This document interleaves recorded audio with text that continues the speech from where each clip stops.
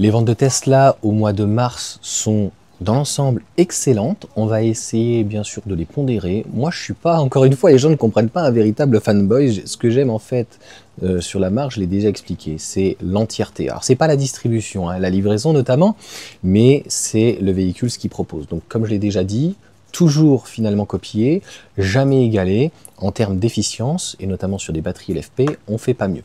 Donc les ventes du modèle Y pour le mois de mars en Europe, un peu plus de 10 000, un peu en dessous donc de 10 000, je crois 8 000 ou 9 000, en tout cas premier et deuxième modèle Y, modèle 3. Le modèle 3 souffre toujours en fait de ses problèmes initiaux, c'est-à-dire il n'y a pas d'aillon et le véhicule a tendance à grossir.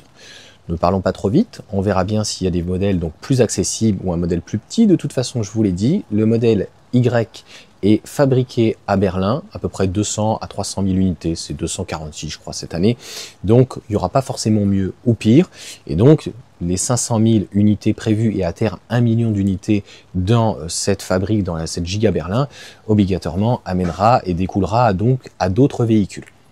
Donc, il va falloir pondérer dans la mesure où, dans le nord de l'Europe, ça se passe très bien pour Tesla, donc ça continue. Donc, si tu veux ces histoires d'idéologie, parce qu'à mon sens, ce n'est qu'une histoire d'idéologie ou de politique, tu le prendras comme tu veux, eh bien, les gens dans le nord, ils s'en fichent complètement.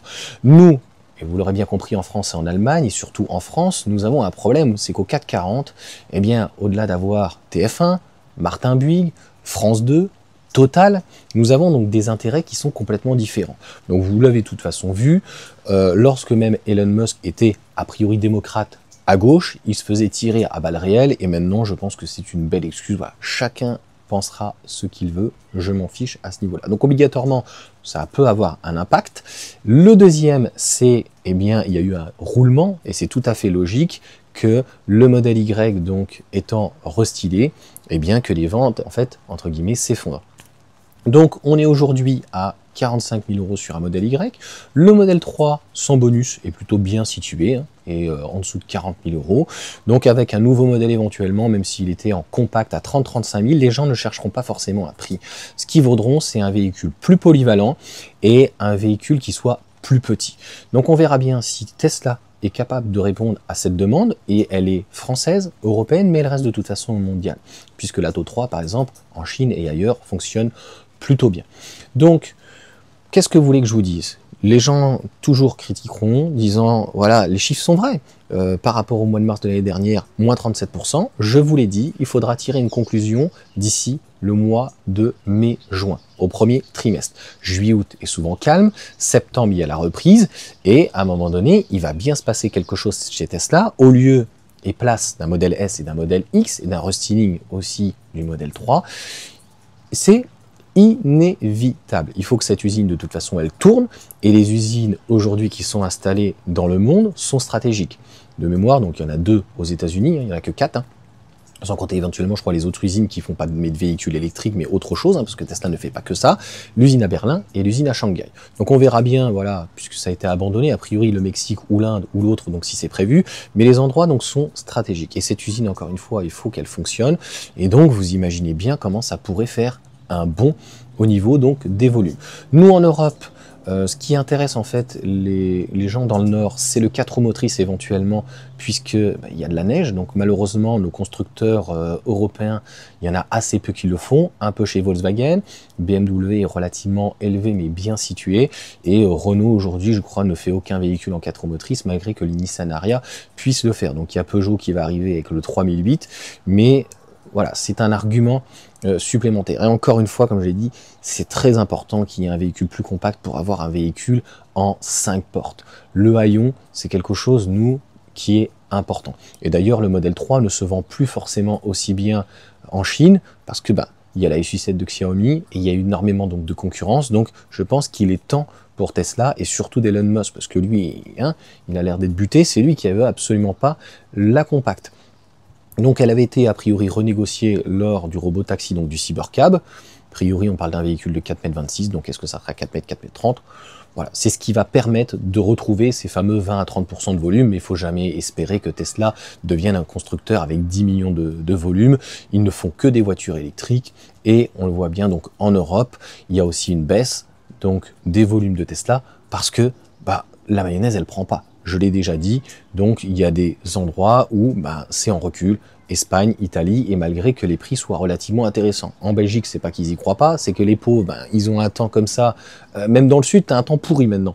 Donc en gros, tu as un temps qui ne permet pas l'installation d'une manière en tout cas optimale des panneaux photovoltaïques, contrairement à l'Espagne par exemple, où ils sont vraiment pas chers, à 50 ou 70 balles, tu as des panneaux de 500 ou 550 watts crête, c'est un truc de fou. Et de l'autre côté, donc tu as des voitures qui sont pas du tout aidées, pas subventionnées. Par exemple, un Scénic, donc toute option, c'est 53 000 €. Donc c'est une réalité. Donc à un moment donné, c'est vrai qu'il y avait des aides, et le modèle Y était intéressant, pareil en Espagne, donc sur le modèle 3, etc., il a un prix complètement éclaté au sol. Donc, je pense que pour le modèle Y et pour le modèle 3, on va pas en parler pendant 3 heures, mais les volumes vont rester tels quels, il n'y aura pas mieux, il n'y aura pas pire. Ce qu'il va falloir, c'est un véhicule compact pour retrouver donc un certain dynamisme. Mais encore une fois, ceux qui voudraient voir Tesla se casser complètement la gueule et avoir des ventes qui soient divisées par 2 ou quoi, non, je l'ai déjà dit de toute façon, sur le modèle Y, quand il est arrivé, obligatoirement, il a cannibalisé le modèle 3. Donc les ventes se sont réduites, malgré le restyling. Parce que les gens préféraient donc une 5 portes malgré que le véhicule soit plus grand et en plus il avait le bonus. Donc finalement il était souvent moins cher. Donc les gens allaient sur le modèle Y. Le modèle Y aujourd'hui est énormément concurrencé, comme je viens de le dire. Scénic, ID4, etc., etc. Donc il y a eu le Mach-E qui était intéressant dessus. Il y a eu des Mercedes, il y a eu X1. Etc., etc. On a vu BMW très bien fonctionner donc en Europe. Donc aujourd'hui, s'il y avait une compacte, le modèle Y va réduire au niveau des ventes. Je pense qu'on va être plutôt aux alentours des 200 000 en Europe unités. Et donc ça laisse la place allègrement pour une compacte avec 300 000 unités dans un premier temps et réussir à faire à terme 700 000 unités, voire 800 000 donc sur une compacte. Et franchement, faire pratiquement 1 million de modèles sur un véhicule de 30-35 000 €, une compacte de 4 mètres, 4 mètres 30 avec une batterie LFP 50 kWh et une autonomie aux alentours de 400-450, ça serait logique et exceptionnel, avec des charges même en 400 volts, eh bien franchement, si on était sur une vingtaine de minutes à 10-80, pour le moment, il me semble, personne ne le fait. Voilà en tout cas pour cette petite vidéo, donc ce midi, n'hésitez pas à mettre un petit commentaire, à vous abonner et à vous pousser. Donc c'est toujours intéressant, mais je pense que Tesla a encore énormément de marge, et si vous n'avez pas compris que Tesla c'était pas que des voitures, mais c'est aussi des superchargeurs, je peux vous dire que sur cette activité-là, il se goinfre.